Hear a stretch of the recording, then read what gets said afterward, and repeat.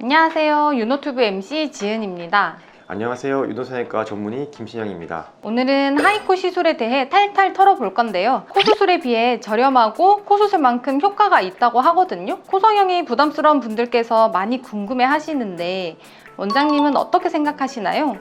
네, 단도직입적으로 말씀드리면 저는 하이코 시술을 절대 권유하지 않습니다. 원장님께서 이렇게 단호하실 때는 또 이유가 있죠. 왜 유노코의 달인 김신영 원장님은 하이코 시술을 추천하지 않는지 이번 시간을 통해 알아보도록 하겠습니다. 우선 하이코 시술에 대해 정확히 알아볼게요. 하이코 시술이 뭔가요? 네, 하이코 시술이란 코에 리프팅을 하는 방법이죠. 수술용 봉합사로 널리 쓰이는 PDO라는 성분이 있는데 얘를 실같이 만들어가지고 코끝에 넣어서 코끝을 세우거나 콧대에 넣어서 콧대를 높여주는 그런 방식이죠. 코 성형보다 상대적으로 간단하고 비용이 저렴한 장점이 있겠습니다.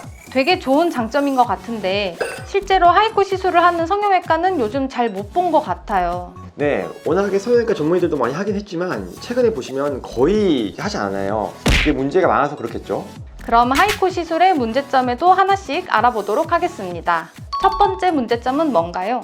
네, 첫 번째로 하이코 시술의 유지 기간이 영구적이지 않겠죠. 시술에 쓰이는 실은 대부분 이제 흡수성 실을 사용하는데 짧으면 1년, 길면은 2년 정도 시간이 지나면서 점점 없어지게 됩니다. 시간이 지나면 힘을 잃어서 높이도 떨어지고 옆으로 퍼져서 펑퍼짐한 느낌이 들 수 있습니다. 하이코 시술에서 가장 중요한 역할을 하는 실 때문에 문제점이 많이 발생하는 것 같아요. 사실은 녹무실보다 안 녹무실이 저는 개인적으로 더 낫다고 생각하는데요. 그 이유는 수술 시에 그런 안 녹무실은 100% 제거가 됩니다.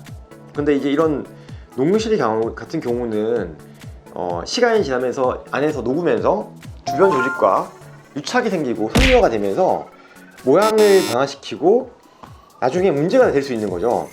그리고 가끔 코끝에 들어가서 코끝에 염증을 만드는 경우가 있는데 이게 비절기를 하다 보니까 나중에 제거도 힘들고 피부에도 문제를 또 만드는 경우가 있죠. 비절기를 넣었는데 뺄 때 어떻게 뺄 거예요? 뺄 방법이 없잖아요. 또 어떤 문제점들이 있을까요? 당연한 거지만 이제 시술이다 보니 코 수술한 것처럼 그 확실한 효과를 내기가 어렵죠. 특히나 이제 이 녹무실을 많이 집어넣어 버리는 경우가 있는데 이제 문제는 그겁니다. 문제는 코에 있는 피부가 이 두께가 일정하지 않아요. 깊은 층에다가 잘 넣어도 문제가 되지만 얇은 층에 넣어버리는 경우가 있는데 시간이 지나면서 주변 조직과 유착이 된다고 했잖아요.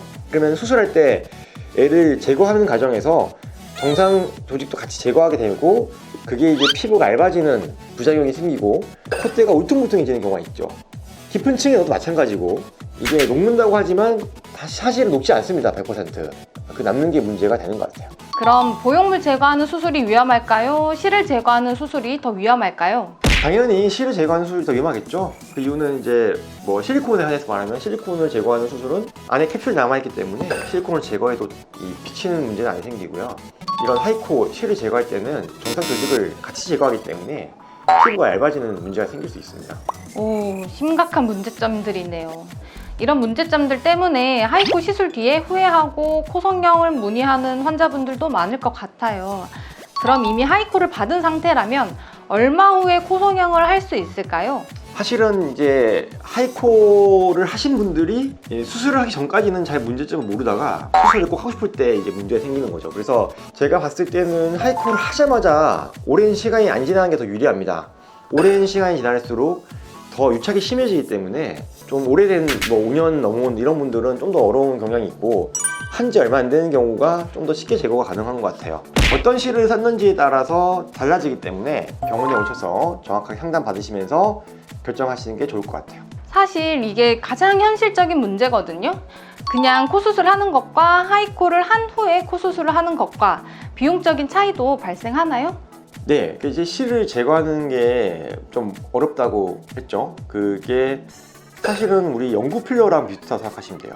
나중에 제거한 걸 보면 덩어리 져서 나오는데 실을 한 줄 한 줄 빼는 게 아니라 덩어리째 나와서 연고 필러 제거랑 비슷한 그런 추가 비용이 들 수 있습니다. 좀 더 확실한 효과를 얻고 싶으면 하이코 시술보단 차라리 안정적인 코 성형이 낫다는 생각이 드네요.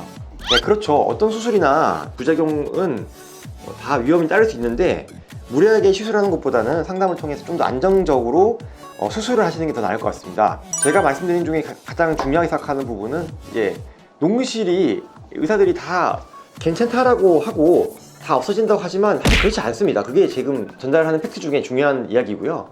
특히나 깊은 층에 잘 넣었으면 상관이 없는데 얇은 층에 넣으시는 분들이 가끔 있기 때문에 그런 경우에 상당히 이제 원래 코어로 돌리기가 어렵다는 점을 기억했으면 좋겠습니다.